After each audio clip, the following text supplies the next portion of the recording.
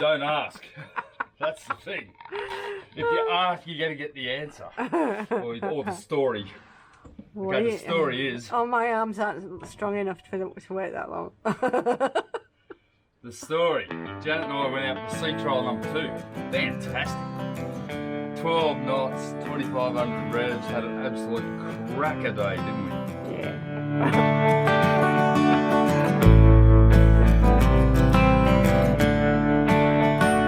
We're heading out for sea trial number 2. That's pretty exciting, isn't it? Yeah. On our own. We haven't got Darren with us, so there could be... No, we didn't bring our headset. Oh, we've got it, have we? We're going to need that so that there's no yelling. That's directed at you, honey. Oh.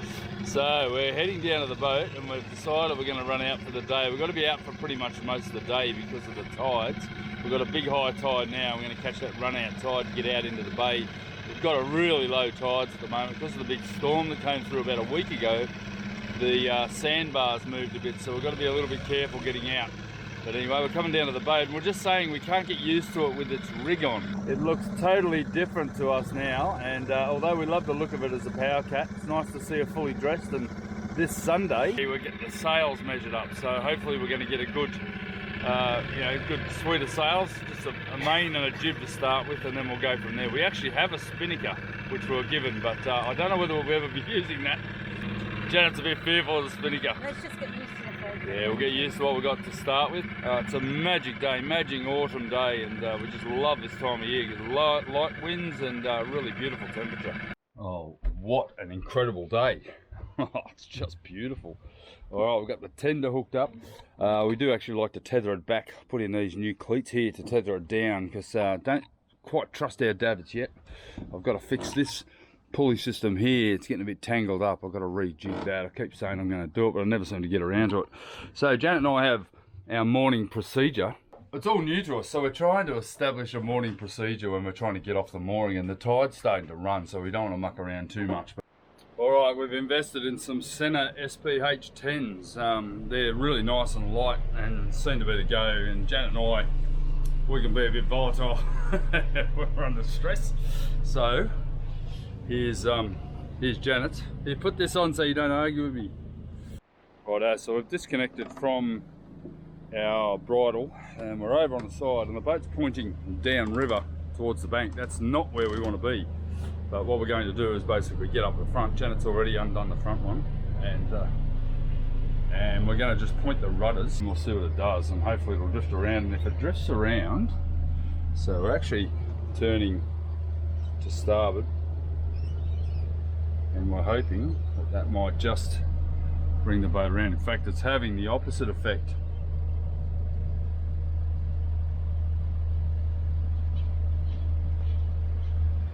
And we just want to see how the boat responds, and that's on full starboard lock and it's not coming around. So clearly you can see here how full starboard lock is actually pushing us the other way, but it might still come around. It does take a little bit of time for it to react. Okay, a little bit of power on.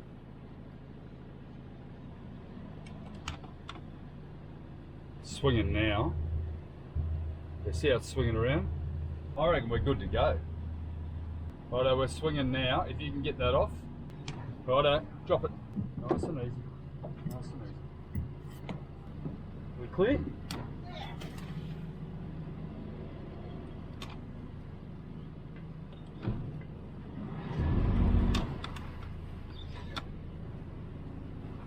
That's it. No boats coming, is it?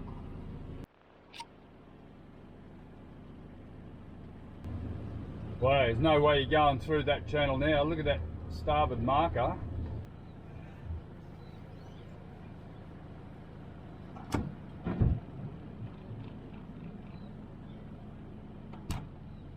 How's that?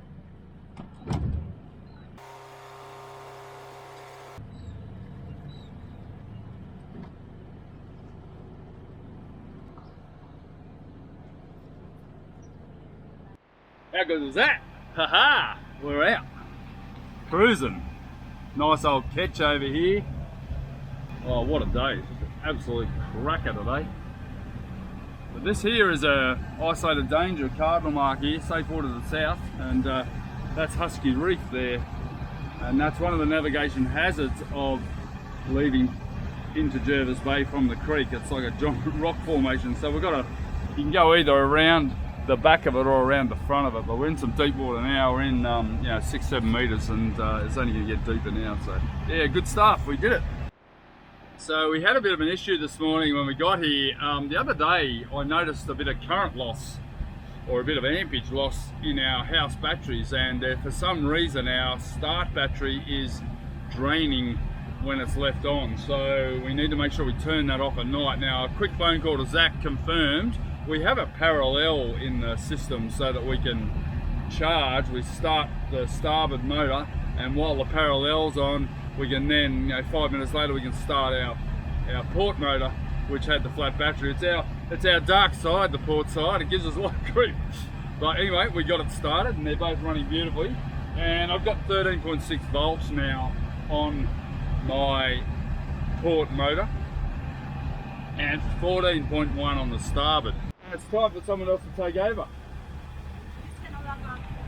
Oh yes, you better log on to Marine Rescue, you'll be in trouble. Go on. What is it, JB? 1173. Cool. So we're sitting on 2,000 revs, 8.8 knots. I got a lot to go. I could go to 3,000 revs and probably about 12 to 13, maybe even 14 knots.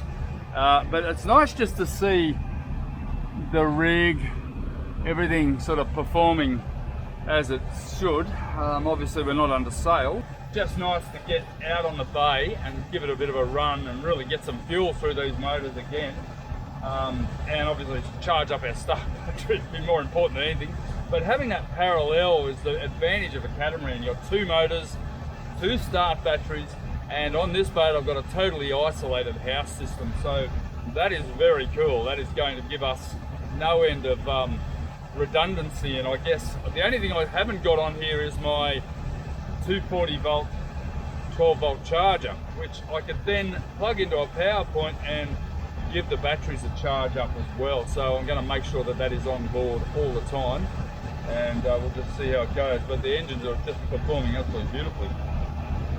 Oh, it's good, isn't it? It's a big beast, isn't it?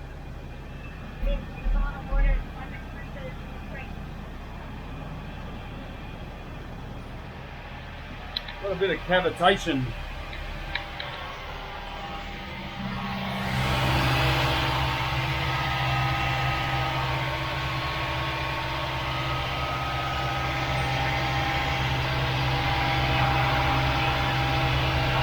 Part of my sea trial regime is to locate any major vibrations that I can fix immediately, and a lot of those are appearing in the sugar scoops. We've got a little bit of cavitation. The ladder hatches are vibrating, as are the sugar scoop hatches, which have never been really finished, so it's time to finish them. Ladder hatch, sugar scoop hatch, emergency tiller needs to be secured. Here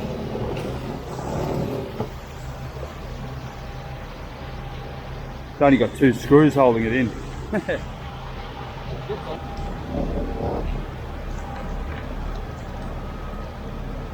Plenty of deck clearance.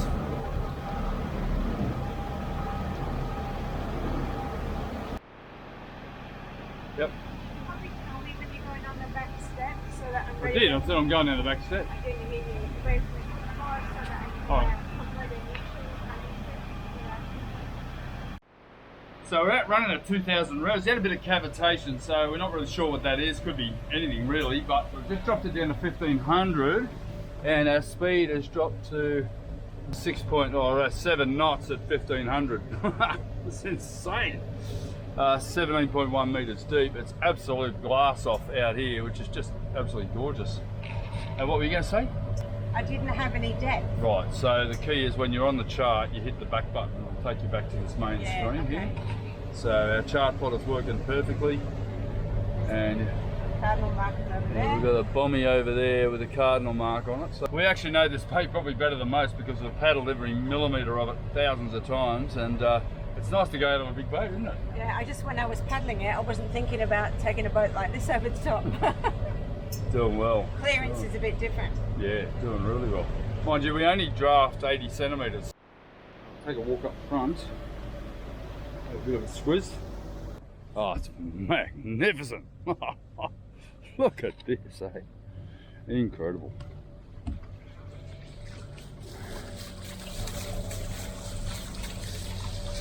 And one thing we're noticing, because we're a little bit deeper, is a little bit of water coming up through the bow. So was originally supposed to put splash guards on here, and might find that that is going to be needed. You just increase the power a bit, Janet. Just get up to 2000 again. It's not because it's splashing. I want to know if that'll change. So we're just going up to 2000. See if it actually makes it worse or better. The bowls are definitely doing their job though.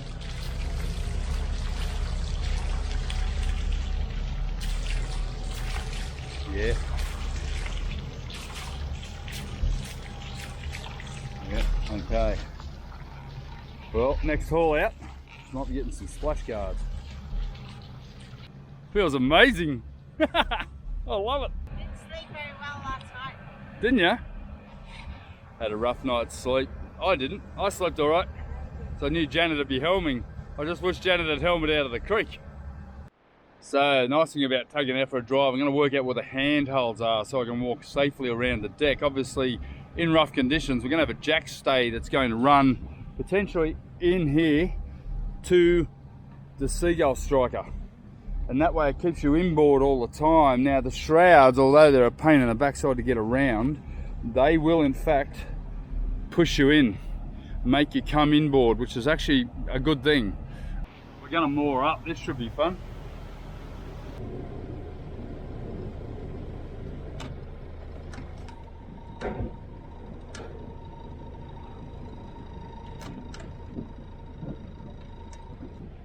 Got him?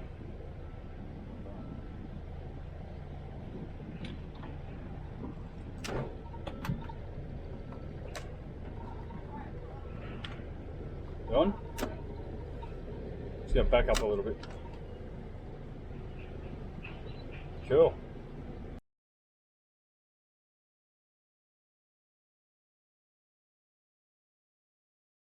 Oh, that was just so easy. We have done this quite a lot before, but and Janet obviously gets practice every week with her big marine rescue boats.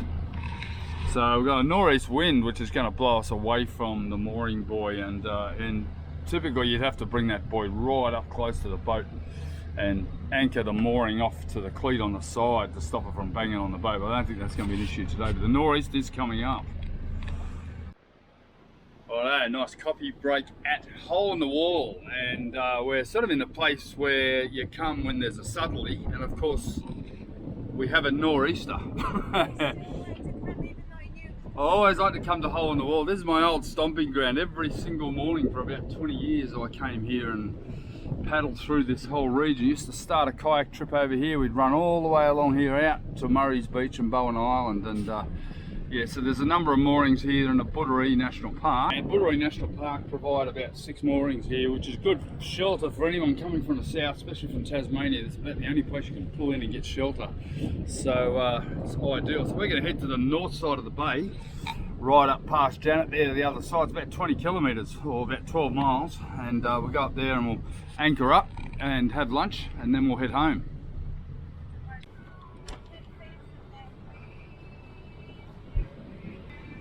Gotta say, we're so happy with these Brunton props. I mean, they are just fantastic. We've got 20-inch by 14-inch props, and it's been just an absolute winner. This thing gets along, and Dave Shepherd at Brunton matched it to the ratio of our motors, our 4JH57s, and of course they're shaft drives, so we've got a direct transfer to the props, which is just gold. And to get 12 knots at 2,200 revs is just fantastic for a sailboat. We are heading.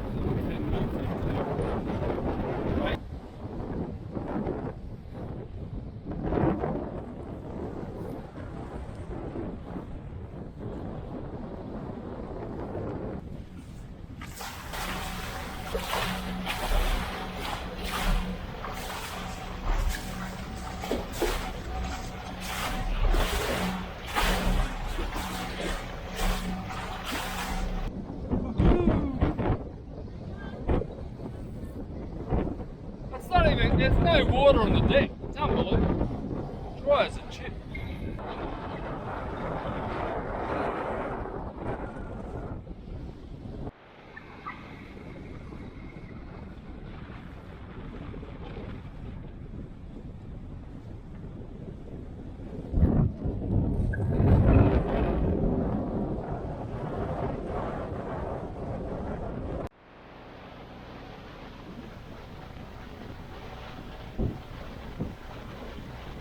Well, we've never anchored her up, so we're going to give that a crack, eh? Ready to anchor up? Up past 12 and we're doing alright. I don't know what Janet's saying to me, because it's a bit hard to hear because we've got a lot of wind going on, but you know, it's just stunning to be out on the boat. And oh God, we're out of the creek, second time out, and this one's just been beautiful because it's just us, and pretty happy to see that. I've made a bridle here. I've spliced this the other night and it looks pretty nice, and we've got a Lumar hook on here. I think it's a Lumar hook, and they're windlass.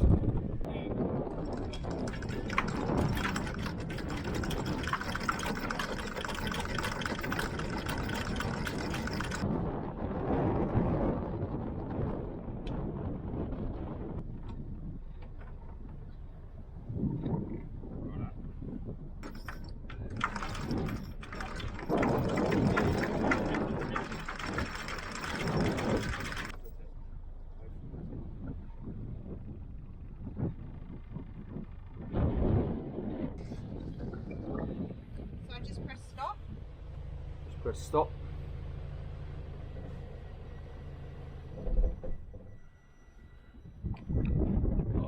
Right, so we've just anchored up at Long Beach. I've got a northeasterly blowing. This beach is sheltered, but we just pulled up, just anchored up, and check out this.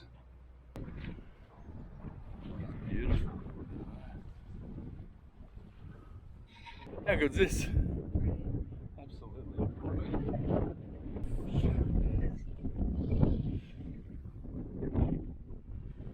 Oh, that's just spectacular.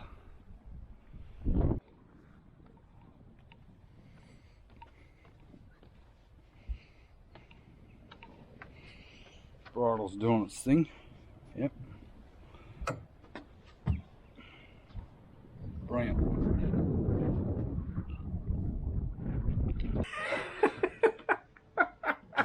Don't ask. That's the thing. If you ask, you're going to get the answer. Or the story. Okay, the story is... Oh, my arms aren't strong enough to wait that long. The story. Janet and I went out for sea trial number 2. Fantastic. 12 knots, 2,500 revs, had an absolute cracker day, didn't we? Yeah. Sorry for the camera's shaking, I can't stop we laughing. basically circumnavigated Jervis Bay, which is a big bay. I mean, we did about 4 hours of motoring, engines perfect, everything's absolutely perfect. Anchored up over at Long Beach, nor'easter, dead glassy, dolphins swimming around, stingrays underneath us, beautiful. Laid down, had a little sleep even, and Janet said, can't remember the last day I had a little sleep. And even I had a little sleep. Even had a beer for lunch. And at 4 o'clock we thought we'd better get back because we've got a dog, an old dog at home, and the tide was rising and we need to get back, and now daylight savings ended. We've got to be back by 5 or it's dark.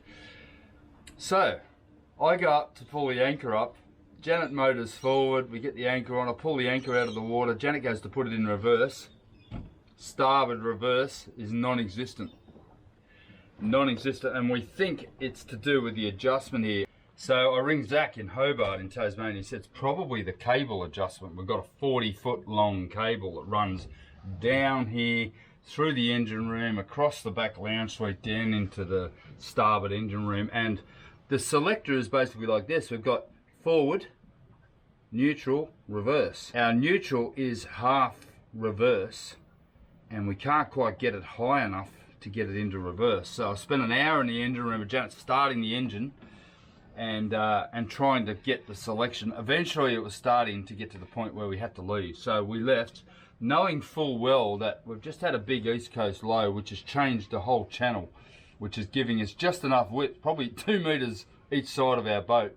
And we've got no reverse for control, and we've got an incoming tide doing about 4 or 5 knots and a 20 knot nor'easter pushing us into the river and a lot of obstacles. So we come in just as we hit the creek mouth. Magic. Wind died. I'm feeling good. We get around the corner only just, I think we might have back swiped a mooring as we came round. But no, we did not. Yeah, we were close. Almost. We were close. Because I couldn't quite get a 90-degree turn when I needed it. Cruised up to our mooring, nosed into our mooring, and of course Janet couldn't quite reach the mooring line because I couldn't quite manoeuvre it. So I put the boat in neutral, ran over, grabbed the mooring line, and we've got 2 lines, or a line hooked between our mooring buoys with buoys on it so that we don't run over our mooring lines. I hook it, pull it up, go to put it on the clip, it snapped.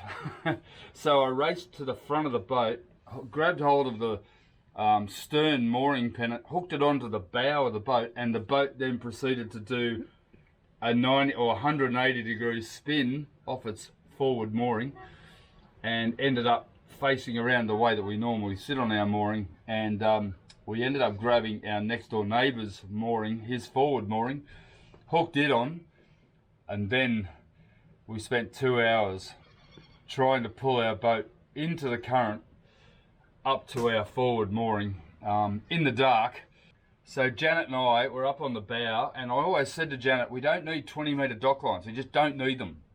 Well, apparently you do, and there's a good reason why, so that you can join 2 together and have a 40-metre dock line to pull yourself onto the mooring. But you try and pull, I'd imagine we're around 10 tonnes fully loaded now with fuel, water, etc. Try and pull that into a 5-knot current onto the mooring. At the end of it, Janet actually sculled my beer. I was sitting there with a beer and Janet finished it off, and I said, did you finish my beer off? So we started another one, and she proceeded to have half of that as well. And then I ended up with a sip of beer. We went home. Oh, you did not. We went home pretty dejected because it was like a 12 out of 10 difficulty day, and then we had that crap at the end. No, anyway, the day itself was easy. It was just the last bit. Yeah, well, that was 2 days ago. So I had to go home, and I really took my frustrations out on a job that I've got. Janet went to Marine Rescue, and we're just trying to forget the whole saga. And we're back here today. I'm going to lift this controller up and have a look at the controls, have a look at the cables. We're going to do some engine diagnostics to see if we can get this thing to go into reverse gear. It's going to be a bit of a long process, but anyway, now I'm just trying to undo what Zach did, because Zach's actually mounted this so well I can't get it out. So anyway, we'll get there. From there on, hopefully today's going to get better. It's a beautiful day. We're here on our mooring station. There's no damage done. We just have no reverse on our stuff.